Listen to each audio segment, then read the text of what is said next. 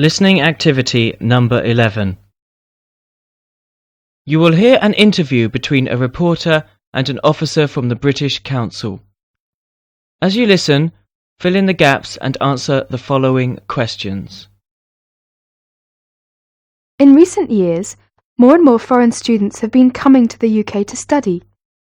But when they first arrive, many students are unsure of the formalities they have to follow and even where to go for help. So we have Alan McLean from the British Council here today to offer some advice. Alan, first of all, where do overseas students get help when they have problems at college? Well, the Welfare Office of the Student Union can provide students with information and advice on all aspects of college life and living in the UK. The college will also have a counsellor for overseas students who will specifically look after the interest of foreign students. They can also put you in touch with overseas students' societies and organisations, which are often run by overseas students.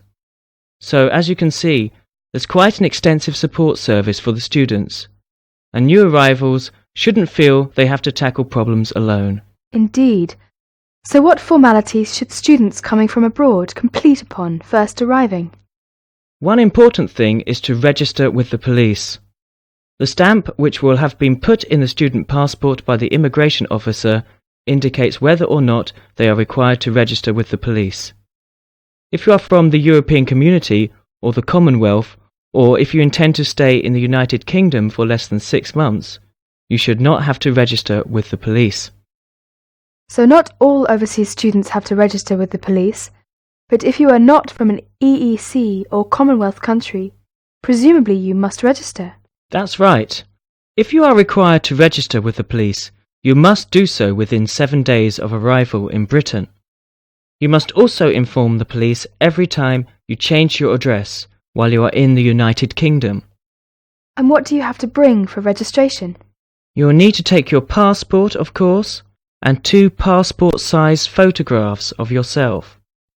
If you are living in London, you should go to 10 Lambs Conduit Street, London WC1. It opens 9 a.m. to 4:45 p.m. Monday to Friday. In other parts of the country, you should go to the nearest police station for advice on where to register. There is a charge of £25 for registration. I see. So your passport, 2 passport-sized photos, and £25. Another important thing is that holders of student visas aren't usually entitled to claim state benefit or to work. Attempting to do so may affect your right to stay in the United Kingdom. You might be prosecuted and fined about £500. It will say on your visa whether you are entitled to get a job in the UK or not. So that's something non-resident students should be aware of. Working in Britain without permission is a criminal offence. But if they are entitled to get a job in the UK, how do they go about finding one?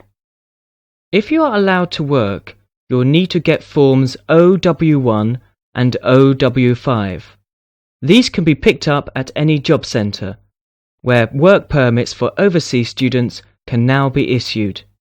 The OW1 form is filled out by your prospective employer and returned to the job centre along with your passport and a letter from your college indicating that the employment will not interfere with your studies. If you are looking for work experience or practical learning, you must get forms OW21 and OW22 from the Work Experience section of the Department of Employment. You'll be asked for proof of the purpose and intended length of stay here, and that you are going to return to your native country. Well, I hope that will answer a few questions for overseas students. Thank you very much for coming in, Alan.